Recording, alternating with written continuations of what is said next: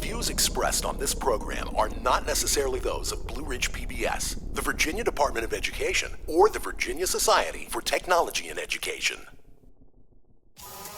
I'm Tom Landon. On this episode of Activated Learning, we travel to Falls Church, Virginia, to meet Kathleen Fugle, the 2024-25 Virginia Computer Science Educator of the Year. Kathleen left a communications career to teach and became enthralled with technology in the classroom, which eventually led her to become an elementary STEAM teacher. Blue Ridge PBS, in partnership with the Virginia Department of Education and in collaboration with VISTI, the Virginia Society for Technology in Education, is talking to leading educators about what gets them energized and how technology is being used to inspire student engagement. This is Activated Learning. They can create a program that tells a story, creative thinking, right? That has been created through algorithms, step-by-step instructions, critical thinking, right? That they worked on, and even when they got stuck, they knew to go back and look for the bug. They found it, they kept going, and at the end, they did a little celebration. I did it!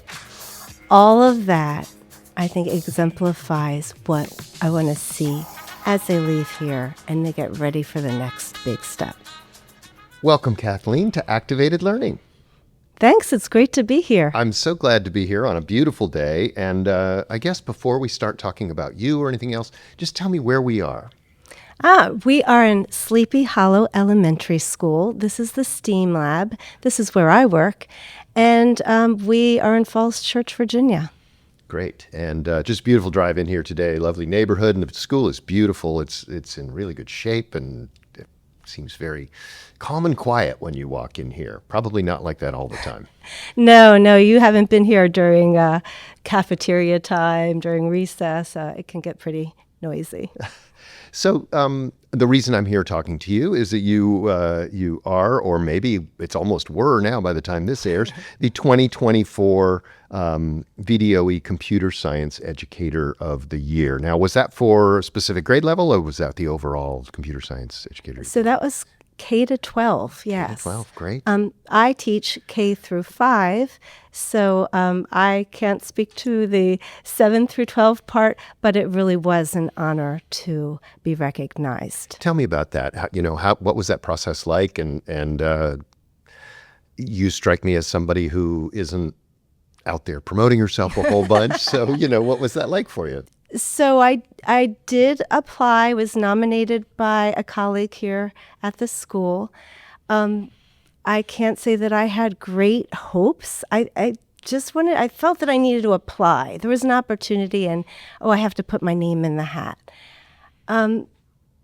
But as I remember getting my email that said I was one of the champions, which are kind of like the runner-ups. Mm-hmm. I had to read that a few times. I was like, wait, no, am I understanding this correctly? But I had been chosen for the 3 to 5 category. Mm-hmm. And then there was a virtual gathering, and my name was the one that was said when they said announcing. Now it's time for the moment we've all been waiting for. The announcement of the overall Computer Science Educator of the Year. The 2024 Computer Science Educator of the Year is Kathleen Fugle from Fairfax County Public Schools. I was shocked. I was a little teary, so it was so emotional. But I was thrilled, just delighted. It felt so good to be recognized. I love what I do, and I feel that computer science education is so important, especially at these grade levels. So, it was just a big moment for me. That's wonderful. So, what was your path to becoming a teacher? How did you decide that this was what you wanted to do? It was not a direct path at all. I will just say that's true for almost everybody I speak to on this podcast.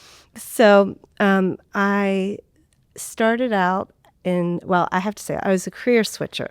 I started out as a communications person. And so my first job, I'll tell you, my first job was at PBS in Alexandria. That was only a short time though, because I had an opportunity to go to Belgium. And there I worked as a researcher in telecommunications. I then got a master's in communications from the U.S., and I started to I worked in communication offices in 2 international schools. One was Washington International School, Washington, D.C. International School, and then the other was in Guatemala. And this is the other part of my having this indirect path. My husband's work took us to Guatemala, and so there, actually, we started our family. And that was actually a big turning point for me, because in having my own children, this just like awakened the inner educator in me. And I was just fascinated with the way they developed, with the way they were becoming multilingual children, and just seeing them become critical thinkers, creative thinkers. It was really fun. And I just felt like, well, this might be something I want to do someday. But the big change then came in Bolivia, which was the second country we lived in. This really is a circuitous route. It really is. So I appreciate your time and listening to this. But when in Bolivia then, my children were in a Montessori preschool. And I would drop them off, and I would look around. I was like, oh, this is really interesting. And so one day I asked, could I stay here and observe for a day? And they said, sure.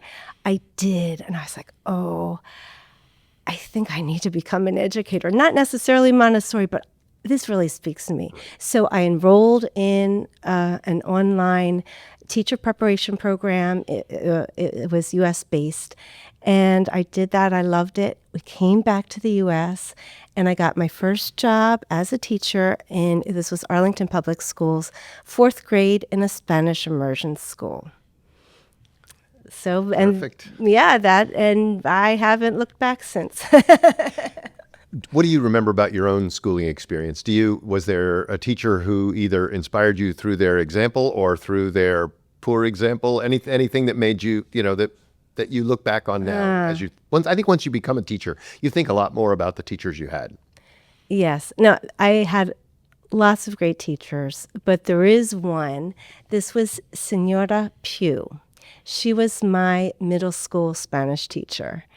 And it was fun to be in her class. She was very, her instruction was very kinesthetic. It was playful. It was collaborative. And the funny thing is, when I decided to take Spanish. I said, why not? I had never heard anyone speak any foreign language. So we went, I started learning, and in my mind, it was kind of a game or a puzzle or something. We would learn these words. There were English words, but a different way to say them, right? And so I didn't realize there was one day, I specifically remember there was one day when it suddenly dawned on me that you could take all these Spanish words and string them together to make sentences just like you do in English. And this sounds so silly now and funny. How could I ever have thought that? But it's true. I remember that moment. And thank goodness I had that breakthrough, because her Spanish instruction was really important now to my whole life. Sure. That I'm sure it was nice when you were living in Spanish-speaking countries. Well, exactly. So I did continue with Spanish, high school and college, and absolutely, as I lived in Guatemala and Bolivia, and in Fairfax County, I have worked in a number of schools, including this school, where there are high populations of Spanish-speaking students. And I can tell you that greeting a student, especially a newcomer, in their own language, singing happy birthday to them, which I like to do in Spanish, and saying, hey, look, this is where I lived. Where does where did you come from to those who have just arrived. It's very meaningful, and it's a great way to connect and to start building relationships. Sure, and you've probably made this analogy in your own mind before because you're a smart person, but it occurred to me while you were talking about this, I'm like, I know that computer science and coding aren't the same, but there is an element, isn't there? Oh, absolutely. Stringing together, strange syntaxes to you to make something happen. Absolutely, So that's that's great. funny. We'll get to the STEAM part and the computer science part of your job, but I want to, how do you hope that in your time with a student, how do you hope they change or grow while they're with you? Oh, first and foremost, to become more resilient, to become goal-oriented, to realize that they have agency, that they can make things happen. They can change things in their immediate vicinity, and someday they can change the world. I think to discover that they are powerful is really important. Absolutely, the critical thinking and the creative thinking are important. I know a lot of people say that, but it's so true. And being able, STEAM is beautiful for that, right? It's very integrated. And so knowing that they can create a program that tells a story, creative thinking, right, that has been created through algorithms, step-by-step instructions, critical thinking, right, that they worked on, and even when they got stuck, they knew to go back and look for the bug. They found it, they kept going, and at the end, they did a little celebration. I did it! All of that, I think, exemplifies what I want to see as they leave here and they get ready for the next big step. In your application materials that I looked through, your coworkers use the word excitement and enthusiasm often. This is a weird question, kind of how are you so energized, but also like, how do you maintain that in teaching is awesome, but also it can be really hard. Yeah, teaching is exhausting. I will say that it is, but I do it for them. I also do it for me because it gives me a lot of energy too. I love working with young people. I'm inspired by the students. They teach me a lot of things too.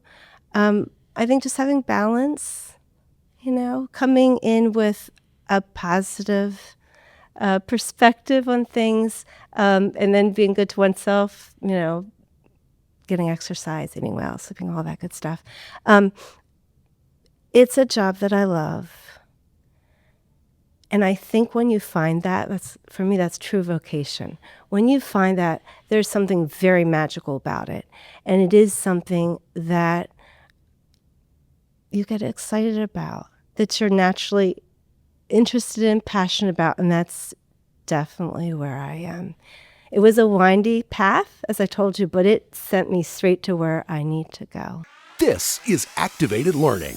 Anywhere that we're building barriers, I just want to think about where we can remove them and how we can make spaces better for kids. Many vendors have sort of realized that they should be prioritizing accessibility and usability in their tools. Subscribe to the podcast on Amazon Music, Spotify, Apple Podcasts, and Blue Ridge PBS Echo TV.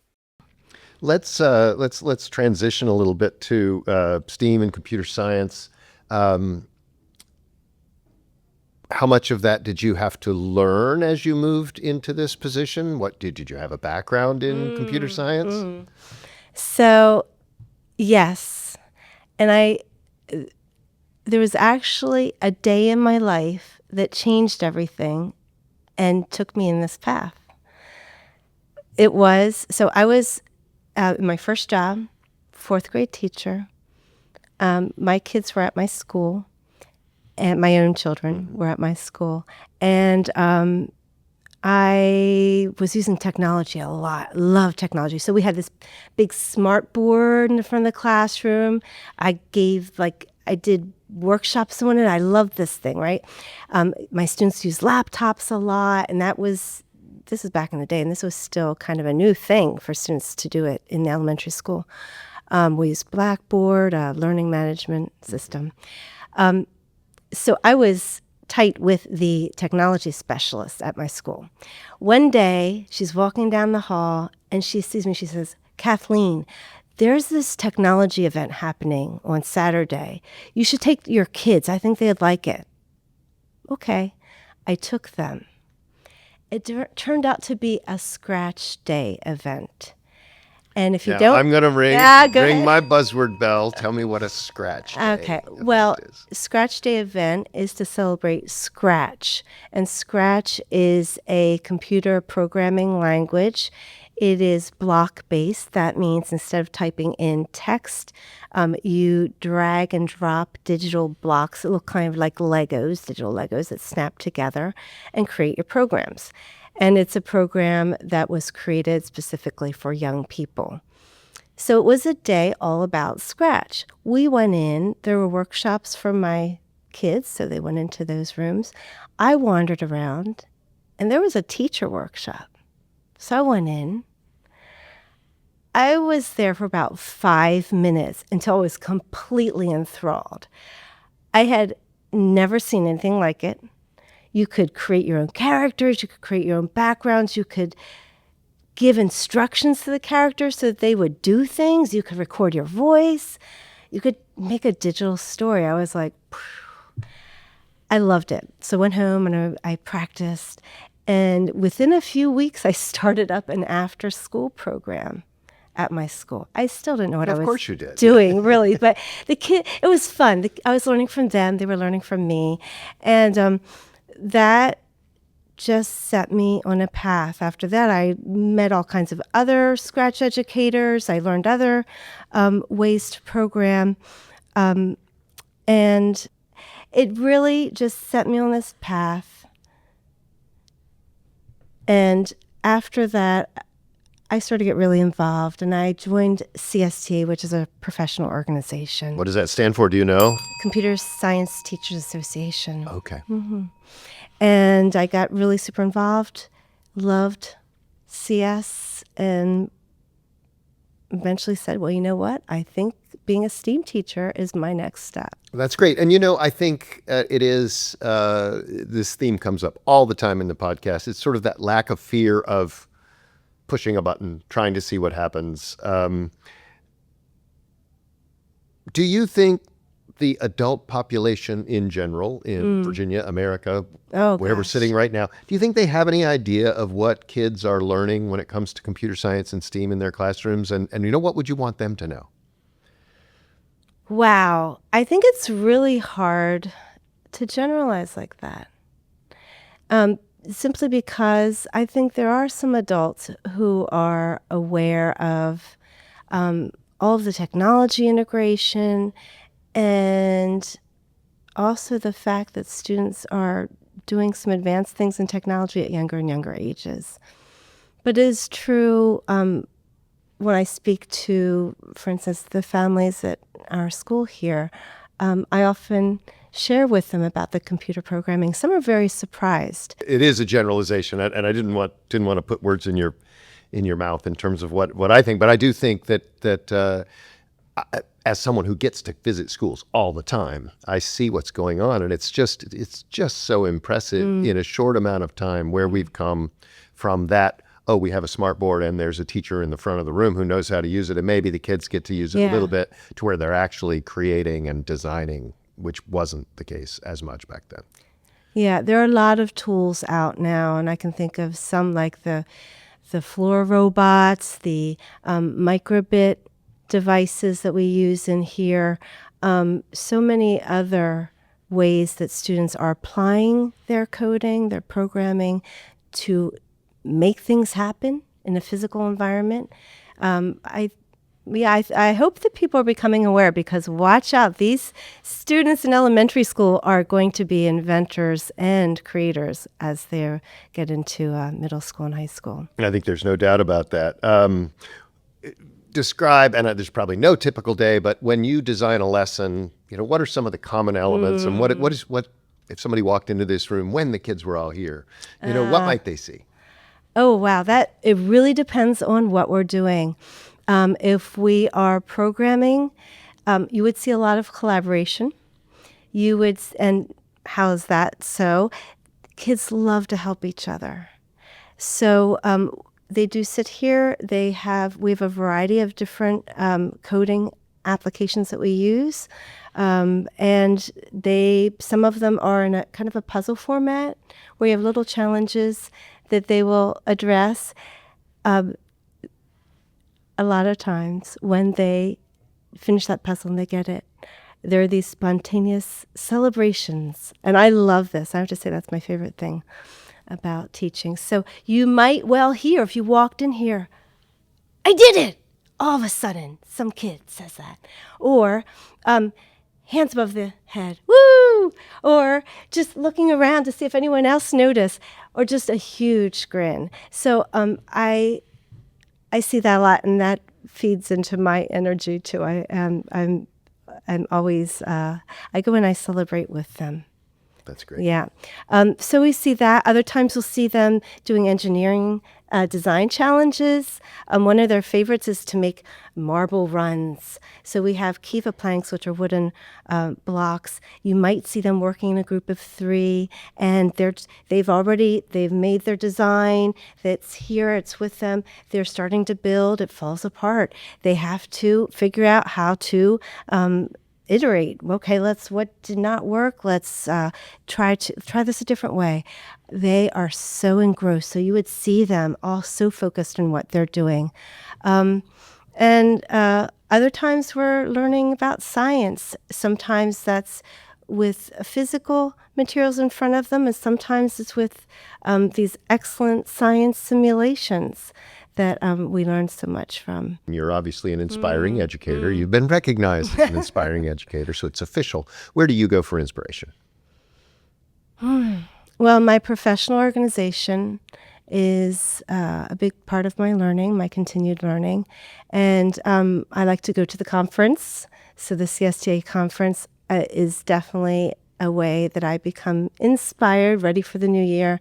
I present, and I also learn from others. I have to say that I know computer science teachers now pretty much around the world, which is exciting. And so for as much as social media gets a bad rap, it is a great source of finding projects or recommendations from educators whom I know.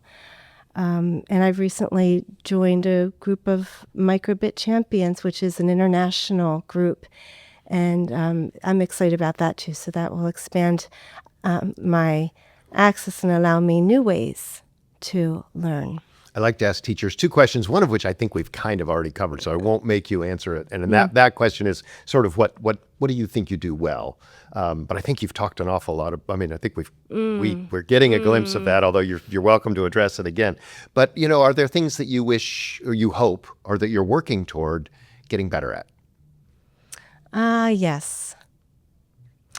So currently I am doing a fellowship at a local makerspace. It's called Kid Museum. It's local, meaning Bethesda, but and I'm learning more about my maker skills. I'm learning to do more hands-on building with cardboard, making circuits. I'm going to learn wood cutting, but all with the goal of having students build physical objects, which are then coded also through motors, right? Through microbits, so that we're bringing together that physical and the digital. I feel like this is really important because so many students seem to need that, right? That hands-on activity. I interviewed another, I spoke to, I don't really think of these as interviews as much as conversations. I had a conversation with another computer science teacher earlier this year who she teaches in a Title I school with few resources. She had plenty of resources, but many of the kids didn't. And one thing she noted was like kids are familiar with technology, especially the kids who've been raised with screens, but often they don't play that. They don't the physical play, whether it's with marbles or whether it's with Legos or whatever it is. You may not find that here. Your demographics are probably a little different, but I love that idea of combining the physical and the virtual, I guess.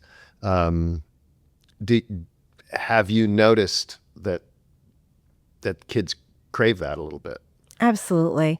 As a matter of fact, last year, as an end-of-the-year project, fourth graders made cardboard arcade games. So just whatever they wanted. And they delighted in it. They worked so hard to plan and create, and just the construction of it. I felt like it was, we talk about social emotional learning. I felt that was really like centering for them to create something with their hands. And then they had a time when they came in here and they all played each other's games, and it was so nice. It was a little celebration in and of itself. So yes, I have seen it, and I do believe that bringing those two things together, both the digital and the physical, is really good for students. Almost out of time, but we'll circle back to that Computer Science Educator of the Year award. What did that mean for you? In hindsight now that, and I know you're doing speaking and all kinds of other things. What did it mean to be recognized? Well, I think it was being seen. So much happens as you're an educator. You're in a room and go there day after day. Magical things happen. You see growth, like in real time. You see kids face challenges and overcome them, and they learn so many things. No one knows that outside of the room, right? Well, except what we don't know as teachers is how often we are the subject of conversation around dinner tables, right? Sure, yes, sure. Yes, what that's you true. mean. Parents may know more than I know. But you don't know that they know. But it's just very rewarding, fulfilling to have that recognition. Others have seen what is happening here, and they also deem it as special, as valuable, as important for the futures of these students, all of our students. It just meant the world. It has opened many doors in this short amount of time, and I think it helps me to become my best teacher, to reflect more, to learn more, to keep striving to be that best computer science and STEAM teacher that I can be. That is a great place to leave it. Kathleen Fugle, thank you so much for letting me keep you in your classroom a little longer today. Thank you. Activated Learning is produced by Blue Ridge PBS in partnership with the Virginia Department of Education and in collaboration with VISTE, the Virginia Society for Technology and Education. This podcast is hosted and produced by Tom Landon, Director of Educational Innovation, with lots of help from graphic and audio designer Jay Prater. Additional support provided by Andy Depew in our podcast studio. Our Vice President of Education is Dr. Rose Martin. Special thanks to Calypso Gilstrap, Associate Director of the Office of Educational Technology and Classroom Innovation at the Virginia Department of Education. Our credits are read by students at Westside and Highland Park Elementary Schools in Roanoke, Virginia. If you like what you hear, subscribe to Activated Learning wherever you get your podcasts. Or watch the Echo channel at blueridgepbs.org.